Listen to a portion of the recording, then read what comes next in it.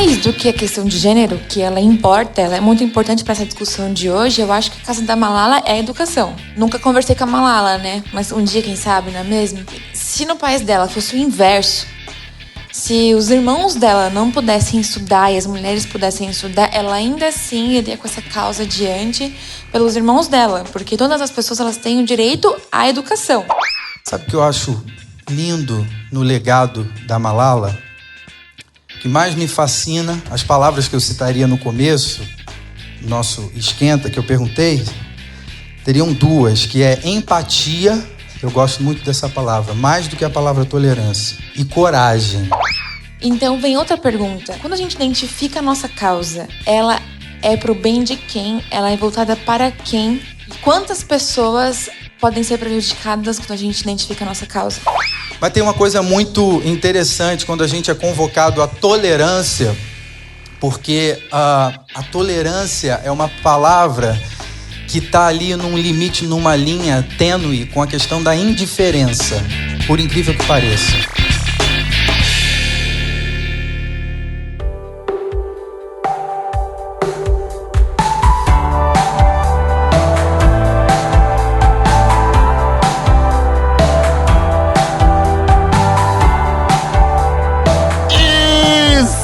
Estamos de volta mais uma vez, de novo aqui, meus amigos. Hoje estamos sozinhos aqui, senhor Marcos Botelho está de folga ainda? Não perda de tempo, não. Mesmo já tendo voltado das férias, né? Então não vamos nos alongar muito, vamos direto ao ponto. Pra você, hater, quero falar com você agora, hater, que não gosta das nossas introduções. Pra você não ter motivo pra falar alguma coisa dessa humilde introdução que eu vou lhes fazer agora. E do que vamos falar hoje, Renato? Vamos falar hoje de Malala. Malala, que foi o tema de uma das locais que nós tivemos o ano passado. Eu mal conhecia, confesso que mal conhecia essa garota, mas Malala é uma garota que ficou aí conhecida internacionalmente porque ela sofreu um atentado pelo Talibã simplesmente por ser mulher e querer estudar. Então lá no país dela, ainda hoje é proibido que as mulheres estudem, e ela lutou contra isso ainda criança e por isso sofreu um atentado. Então é uma história realmente impressionante. E para falar desse tema super legal e super atual, nós vamos ter aí a Mari Tavares, que vai aí provocar a gente, como vocês já viram no comecinho aqui do podcast, para fazer a reflexão e aterrissar essa história toda através das lentes do evangelho. Nós vamos ter o Paulo Nazaré. E por mais que seja absurda a história da Malala e essa história toda de atentado, uma coisa que me chamou muita atenção na fala da Mari é como o nosso Brasilzão democrático de 2019 tem a ver com essa visão aí autoritária, religiosa do Talibã, que nega aí educação para suas crianças e tudo mais. Vocês vão ver aí como a gente tem mais a ver com esse contexto da Malala do que a gente imagina. E antes da gente ir aí pro programa, quero pedir para você que ouviu, que gostou, que não gostou, deixa aí seu recado nas nossas redes sociais, deixa aí as suas impressões, seu feedback, pra gente saber o que vocês estão achando do nosso podcast, o que a gente pode fazer aí de mais legal. Inclusive pode deixar aí sugestão de temas e tudo mais, ok? Então vamos lá, solta a vinheta, rapaz. Está no ar. Cultura. Espiritualidade. Impacto social. Local Podcast.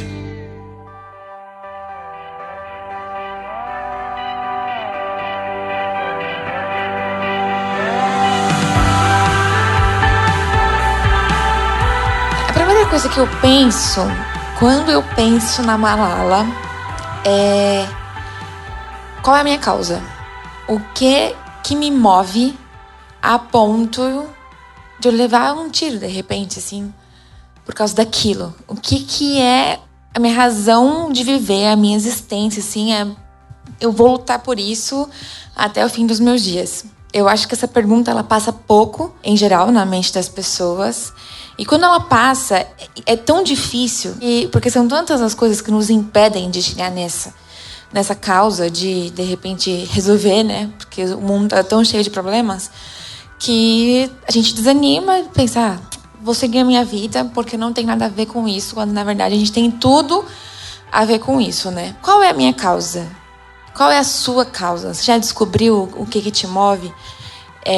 Eu penso que vocação é aquilo que eu faço e eu gosto tanto de fazer que mesmo se eu não fosse remunerada para fazer aquilo, aliás, eu até pagaria para poder fazer aquilo de tanto que eu amo fazer aquilo. Quando a gente descobre isso, a gente já identificou com a nossa causa. E mais do que a questão de gênero, que ela importa, ela é muito importante para essa discussão de hoje, eu acho que a causa da Malala é a educação. Nunca conversei com a Malala, né? Mas um dia, quem sabe, não é mesmo? Se no país dela fosse o inverso, se os irmãos dela não pudessem estudar e as mulheres pudessem estudar, ela ainda assim iria com essa causa adiante pelos irmãos dela, porque todas as pessoas elas têm o direito à educação. E ainda que a ONU, né, os direitos humanos assegure, né, desde 1948, que todas as pessoas têm direito à educação, a gente sabe que isso não funciona, né?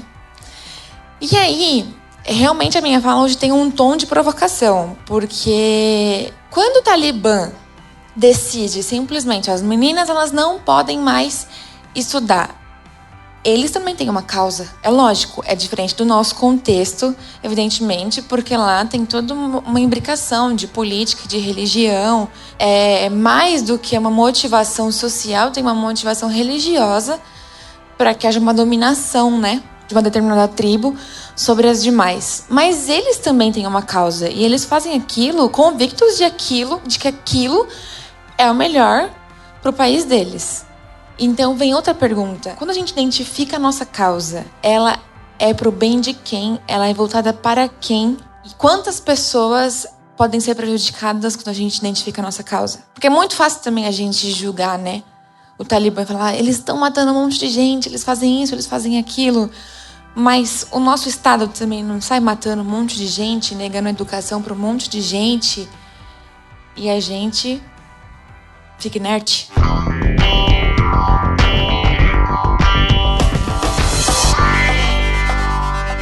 Tanto no livro Eu Sou Malala, quanto no documentário que saiu em 2015, eu me perguntei o que tem em comum, né? Porque normalmente a gente tem que fazer um recorte, né? Não dá um documentário a gente colocar tudo que tem no livro. Então, o que aparece em comum nos dois e que é importante para Malala relatar? Eu fiquei apaixonada pela cena da Laís, porque eu acho que o que ela trouxe é realmente o que aparece tanto no livro quanto no documentário. A Malala faz questão de contextualizar. Olha, a minha mãe era tratada assim, ela era analfabeta, lavava as nossas roupas, ela vivia para cozinhar. Em contrapartida, o meu pai, ele era dono de várias escolas no Vale do Swat, onde eu nasci. Quando eu nasci, as pessoas choravam de tristeza e só o meu pai ficou contente. Mas quando meu irmão nasceu, aliás, os dois irmãos dela nasceram, soltaram tiros, né, com rifles em comemoração, porque é assim na minha cidade. Então ela te traz para a realidade dela. Ó, minha família é assim. Essa é a imagem, essa fotografia que você tem que ter da minha família. Então, tanto no livro quanto no documentário, o que aparece pra gente é questão da identidade, né? Que identidade é essa? E o que ela vai rompendo para ser ela mesma no lugar onde ela nasceu? E a gente é um ser social, então, enquanto a gente se constrói nessa relação com o outro, por outro lado, esse outro vai revelando coisas sobre nós que, de repente, pode não ser o esperado nessa vida em comunidade, né? E foi o que aconteceu com a Malala. Mas tem uma parte importante no livro, logo na introdução, que é quando a Malala conta por que o nome dela é Malala, e isso também aparece no documentário. Que, na verdade, Malala é uma lenda de uma moça que viveu no século XVI no Paquistão, enquanto o Paquistão estava em guerra com a Inglaterra.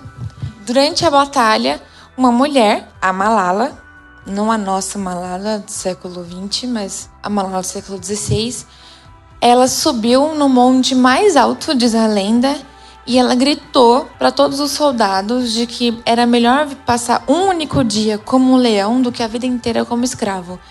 E aí isso gerou uma força inteira no povo, o povo venceu a guerra, porém mataram a Malala. E quando deram esse nome para Malala de hoje, falaram, nossa, mas esse nome é muito triste. Por que você está dando esse nome para ela? Não, porque ela vai ser uma guerreira. E assim, é óbvio que quando ela foi batizada, ela não sabia que ela ia ser quem ela ia ser. E não necessariamente essa lenda tenha influenciado as escolhas da Malala. Mas isso faz parte da identidade dela, sabe? Eu faço parte desse povo. E ainda que esse povo, em alguma medida, me rejeite, eu tenho que sair daqui e viver como uma exilada. Porque hoje, atualmente, ela mora na Inglaterra, né? Ela estuda em Oxford e estuda filosofia política.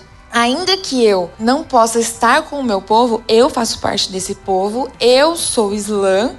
Ela sempre declara em todas as entrevistas dela que ela é islã e ela é feminista porque ela é islã. Entende? Porque o Islã prega a igualdade, porque o Islã prega a justiça, é dessa maneira que ela entende o islamismo. E é por isso que ela se identifica como parte desse povo e ela sente vontade de voltar. Ela sempre diz nas entrevistas que ela sente vontade de ir para o lugar de origem. Porque o que é poder mudar todo mundo, influenciar muita gente, mas não conseguir mudar o seu povo?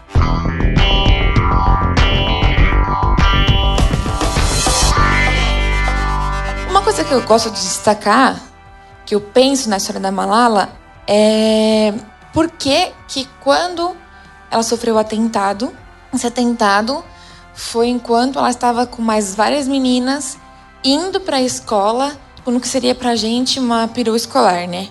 Isso tem muito significado. Esse ataque ter sido público. Eles poderiam ter ido na casa dela, simplesmente matado ela, que seria até mais eficaz, porque teriam conseguido matar mesmo, se fosse assim, mais próximo, mas não. Esse ataque, eu penso que foi muito arquitetado, realmente, porque a figura dela já tinha tomado proporções gigantescas, né? Com o blog que ela escreveu pra BBC e com tudo que ela denunciava de como era a vida dela e das estudantes em 2008. Então esse ataque público foi realmente, eles dizem, né, também o Talibã já comunicou várias vezes de que não se arrepende do atentado e que se tivesse oportunidade faria de novo, que foi uma pena que não foi certeiro. O atentado à Malala nem dizia tanto respeito a Malala, mas as outras meninas, sabe, vejam o recado que nós estamos trazendo para vocês. Se vocês insistirem com essa coisa de irem para a escola e escutar essa menina que tem influenciado e angariado cada vez mais pessoas a favor dela, vai acontecer com vocês a mesma coisa que está acontecendo com ela aqui agora. Pensando nisso, vamos sair um pouco desse contexto específico da Malala e pensar no nosso contexto Brasil. As meninas no Nordeste do país, elas têm uma taxa de evasão gigantesca nas matrículas escolares. Elas não começam. E quando começam, elas terminam. Na região sudeste, 64% dos alunos são mulheres. A gente pensa, muito interessante, muito bom. E os demais são meninos. Porém, quando a pessoa realmente vai exercer a sua profissão, esse número praticamente inverte. 73% dos rapazes ocupam as posições do mercado de trabalho, enquanto as meninas não.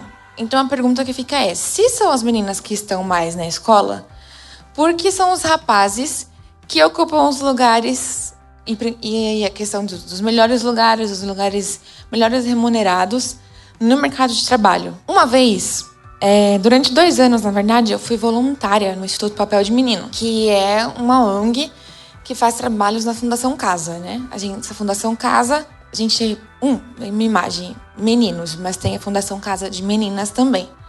Só que eu só fui voluntária na Fundação Casa de meninos. E tem muitos. Durante 2 anos eu conheci muitos que eram reincidências, sabe? Porque eu passava 6 meses com o menino lá, aí ele ia embora.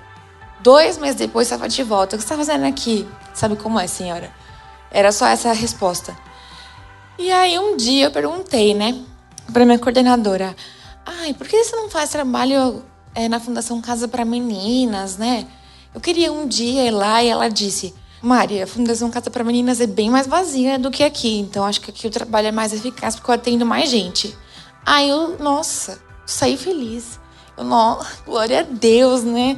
Que bom que as meninas não estão vindo pra cá, né? Uma pena que os meninos estão vindo, mas que bom que as meninas não estão vindo. Aí ela virou pra mim e nesse dia eu percebi que eu era muito inocente. Ela, Mari, as meninas elas não estão na Fundação Casa porque elas se prostituem. E se prostituir não é crime no Brasil. Se você trafica, que é o caminho que os meninos tomam, e eles são presos. Mas as meninas, elas estão se prostituindo. Não é que esse número é menor porque elas estão na escola. É equivalente, elas só estão num lugar diferente. Mas a situação é a mesma. E aí eu fiquei em choque. É só o que eu tenho a dizer. Outro dado que eu queria trazer pra vocês, e aí sim a gente vai entrar em questões de gênero, né? Porque até agora a gente tá falando de educação, né? A gente não sabe os motivos pelos quais as meninas entram na escola, se formam, mas não ocupam grandes lugares no mercado de trabalho. A gente sabe por que os meninos têm grande evasão escolar, né? Porque eles acabam desistindo da escola e se não estão na escola pública, eles estão na Fundação Casa. Normalmente esse é o caminho. Mas o que eu queria trazer para vocês é uma pesquisa da revista Fórum de 2015, né?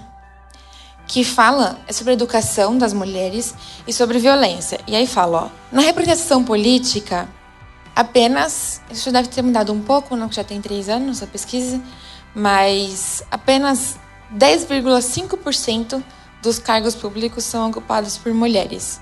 Isso é na região sudeste, tá, gente? Só 10%, sendo que o maior eleitorado é feminino. Isso ainda tem a ver com educação, educação cívica, né? Educação social, não tô falando da educação formal, tô falando da educação popular. As informações, elas não circulam, se elas circulam num público muito específico, e aí o cenário se forma. Quando a gente fala de gênero mesmo, de violência contra a mulher, aqui, ó, diz, o que você acha, das mulheres usarem roupas que mostram o corpo? O que você acha sobre isso? 42,7% concorda que ela está pedindo para ser violentada. 42,7% concorda totalmente. E 22% concorda parcialmente. Então, nos dados de que concorda, a gente tem 64%. Mais da metade da população concorda que se a mulher ela não está vestida adequadamente, ela merece sofrer violência. Só que às vezes o vestido adequadamente, eu nem quero discutir a questão de meu corpo, minhas regras aqui, eu quero discutir educação. Às vezes é cultural, às vezes o jeito que ela tá vestida é cultural, naquele lugar as pessoas se vestem daquela maneira. Então todas as mulheres que se vestem daquela maneira, elas estão pedindo, ou elas nem sabem que existe uma outra possibilidade. Entendem? Pode ser que elas saibam, que elas escolham e elas bancam as escolhas delas. Mas pode ser que não, pode ser que elas nem saibam. Porque tem muitas meninas que, por exemplo, engravidam porque elas escolheram, elas estão conscientes. Com 14, 15 anos, elas estão conscientes. Eu quero ter um filho, é a minha boneca. Se você vai questionar que é um absurdo ela pensar assim, é porque na sua cultura, no modo como você foi criado, você foi ensinado que pensar assim não é adequado. Mas para outras meninas, não é assim que funciona. E é por isso que a educação é tão importante, porque a educação ela vai além do português, da matemática, vai além disso. A educação ela é um direito humano, ela tem que ser assegurada a todas. No Brasil, a gente sabe que isso não acontece. E aí, o que a gente vai fazer para acontecer? Né? O que a Malala tem feito para fazer isso acontecer, né?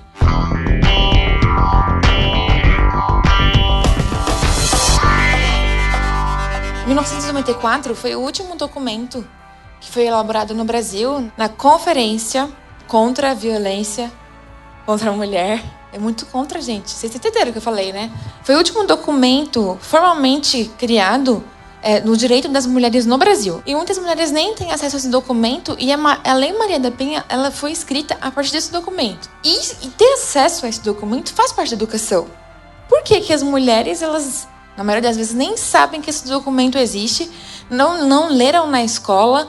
Por que a gente não tem aula de direito? Não nem de direito de mulher eu tô falando. Por que a gente não tem aula sobre os direitos da cidadania, das pessoas na escola? Então, eu penso que a crise da educação no Brasil, ela não é uma crise. Ela é um projeto. Vamos projetar, criar essa crise. A gente vai começar assim, ponto a ponto, para que chegue um momento em que, pleno 2018, os cortes de pesquisa sejam cortados. Isso é um projeto de crise, entendeu? pensado mesmo, para que a gente reflita e para que a gente busque nossos direitos. Então eu não sei qual que é a minha causa, aliás, eu sei qual é a minha causa, eu não sei qual é a sua causa, mas vamos sair daqui com essa pergunta: qual que é a nossa causa? O que move a gente? O que vai fazer essa nossa realidade mudar? Não tô pedindo para vocês se tornarem malalas, mas é um convite mesmo, é uma provocação de educação importa. Educação para mulheres importa. E só tá faltando a gente realmente ser proibida de frequentar a escola. Porque de resto, esse é o nosso país.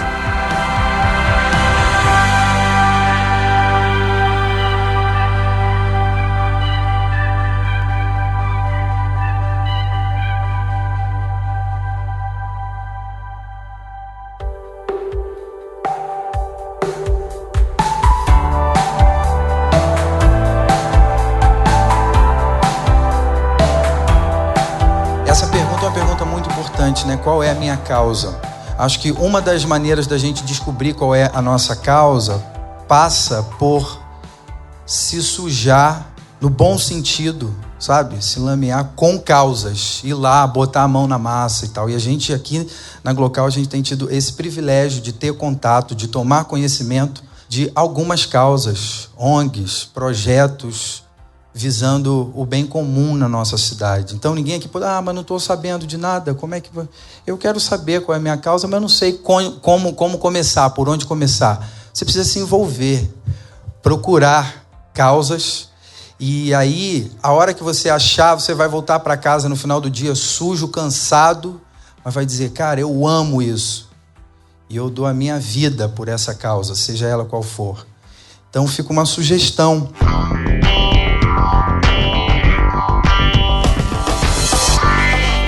Assim como a Malala, a gente vive tempos onde somos convocados à tolerância. Tolerância é uma palavra que está na moda e que também, de alguma maneira, vem quando eu penso na Malala. No começo, quando eu perguntei algumas palavras, eu acho que tolerância tem a ver. Porque a gente vive num mundo de muita intolerância. Intolerância à torto e à direita. Intolerância com a cor da pele, intolerância com a opinião política, intolerância com a opção sexual, intolerância com a religião, intolerância à lactose, alguém falou, que está crescendo cada vez mais. Até isso, cara. Mas tem uma coisa muito interessante quando a gente é convocado à tolerância, porque a tolerância é uma palavra que está ali num limite, numa linha tênue com a questão da indiferença, por incrível que pareça. Quem não compreende o que se quer dizer quando somos convocados à tolerância, quem não compreende, não pensa direito no que significa essa palavra, no seu sentido mais amplo, corre o risco de se tornar alguém indiferente. Quer ver? Essa semana eu estava lendo algo que uma pessoa que eu conheço, que eu admiro, postou, falando sobre tolerância. Ela dizia assim: a gente precisa respeitar mais. Cada um tem sua causa. Cada um tem aquilo pelo que luta. Cada um tem suas escolhas e ninguém tem nada com isso. Uma convocação à tolerância. Mas eu fiquei pensando, cara, pelo menos para mim, não sei para você, isso me inspira uma tolerância meio capenga, que beira a indiferença. Tipo, eu não mexo com você, você não mexe comigo. Eu respeito sua causa. Contanto que eu não tenha preconceito com ninguém, tá tudo certo. É cada um na sua. Cada um correndo a sua corrida. Cada um brigando pela sua causa. Percebe como intolerância pode se tornar indiferença? É uma linha tênue. E aí é aquela história. O problema da cidade não é meu, é do prefeito. Eu não tenho preconceito com ninguém. Sou uma pessoa tolerante. Agora, eu não me envolvo em questões que não afetem diretamente a minha pessoa, o que eu busco, o que eu acho bacana, o que eu curto. O que eu não curto não é problema meu. O problema do prédio é do síndico. O problema da igreja é do padre, é do pastor. O problema da família é da sogra, ou de quem quer que seja. Percebe que eu posso acabar me tornando alguém sem perceber que me importo com causas que afetam exclusivamente a minha vida, e está tudo certo, contanto que eu não tenha preconceito com os outros que são diferentes de mim. Sabe o que eu acho lindo no legado da Malala? O que mais me fascina, as palavras que eu citaria no começo, nosso esquenta, que eu perguntei, teriam duas, que é empatia, eu gosto muito dessa palavra, mais do que a palavra tolerância, e coragem, que foi citada por alguns de vocês, e a Mari também falou aqui. Empatia eu estava lendo e uma das definições é capacidade de se identificar com outra pessoa, de sentir o que ela sente, de querer o que ela quer, de apreender do modo como ela apreende. Acho fantástico isso. É o se importar com o outro. No caso da Malala, mesmo sendo uma criança. Não só uma criança, uma menina, do sexo feminino, num contexto machista, sectarista, de ditadura, de preconceito, de violência e de medo. E mais, ela está num contexto talvez um pouquinho diferente do nosso, em que o inimigo, a intolerância não é velada, é descarada, é sem máscara. Num certo sentido, as coisas estão bem claras para ela. A situação é ruim mesmo, não tem, talvez, um dia que está mais tranquilo, outro dia... Não, a situação é complicada, porque não pode estudar. Crianças, meninas, também meninos, são privados do conhecimento, privados do ensino, consequentemente privados da dignidade que o ensino, que a educação traz, privados do desenvolvimento intelectual, psicológico, social, porque educação tem a ver com tudo isso. Quando você é privado de educação, você está sendo privado disso tudo.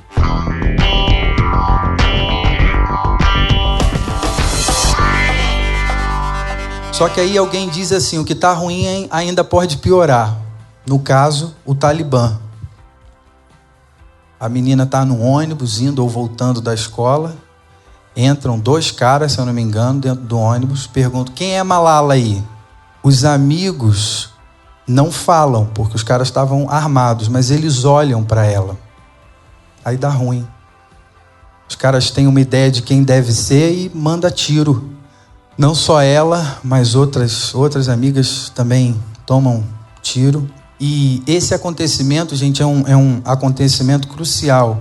Até então, a mensagem dela tinha uma certa projeção, mas a partir desse acontecimento, a mensagem dela de justiça, de libertação, de igualdade de gênero, ganha proporções universais. Todo mundo passa a compartilhar, a comentar e a ser inspirado pela vida dela. Olha que interessante.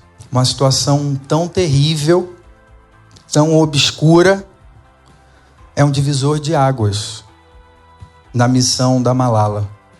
E aí duas coisas, sobre um acontecimento sobre esse. Um primeiro, eu fico tentando me colocar no lugar dela.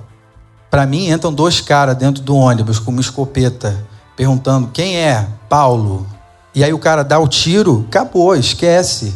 Tô fora dessa causa, tô fora disso, eu não vou continuar, não tem como, não é para mim.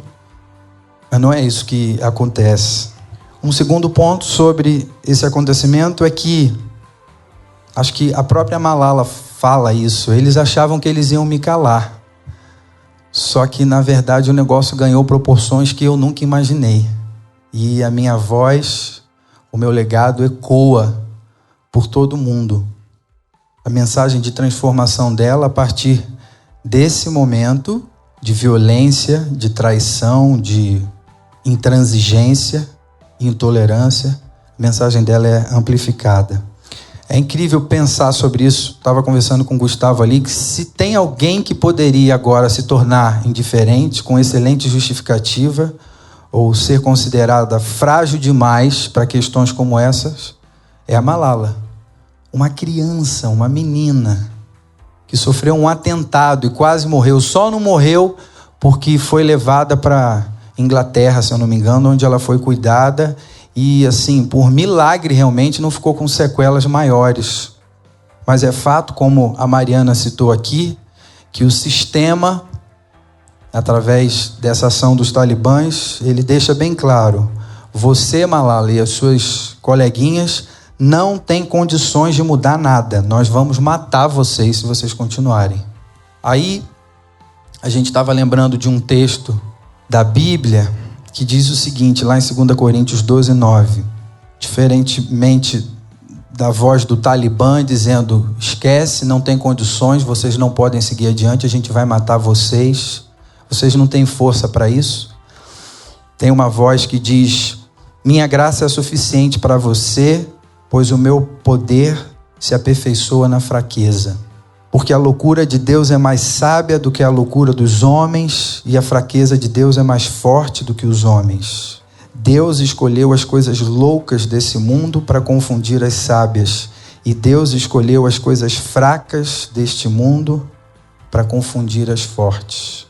Ele escolheu as coisas insignificantes do mundo, as desprezadas, as que nada são, para reduzir a nada as que são.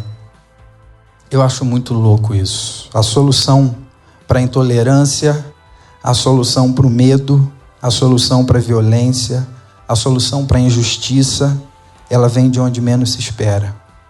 Vem de uma criança indefesa, perseguida. Na Bíblia tem uma pergunta que faz assim, que diz assim, pode vir alguma coisa boa de Nazaré? A cidadezinha dali, de onde não sai nada de bom. Desse mato aí não sai nem cachorro. E essa pergunta, pode vir alguma coisa boa de Nazaré? Está se referindo a Jesus, né? Quem é Jesus? Jesus é Deus se fazendo criança, fraco, perseguido, aparentemente no contexto errado. O que uma menina está fazendo querendo revolucionar e trazer educação? Ela está no contexto errado. Talvez aqui em São Paulo ela conseguisse alguma coisa, mas lá não. Jesus é Deus no contexto errado. Errado entre aspas, né? O que Deus está fazendo aqui? Suando, sofrendo, frágil. Um contexto totalmente hostil à sua pessoa, hostil a ponto dele ser morto por mim e por você. E esse acontecimento é um divisor de águas. Na minha história, na sua história, na história de vida da Malala. É um acontecimento que muda a nossa história e amplifica uma mensagem, um legado, que transforma tudo e todas as coisas, que nos dá a chance da educação, da dignidade, de uma vida plena. Jesus é a solução definitiva para a nossa intolerância, para a nossa indiferença, para a nossa falta de empatia, para a nossa falta de coragem. Hoje alguém também ressaltava a Juliana, nossa amiga lá da comunidade da Vila. Ela dizia que quando ela pensa na Malala, ela pensa no seguinte, eu até escrevi, ela falou, diante das lutas, das injustiças, além de reclamar e procurar culpados, a Malala me ensina que eu sempre posso me perguntar como eu posso contribuir para a mudança. Jesus ensina que a gente pode ter mais do que tolerância. A gente pode ter empatia, porque Ele se doou por nós, se colocou no nosso lugar, isso é empatia. E a gente pode ter coragem, porque Ele foi até o fim, por mim e por você.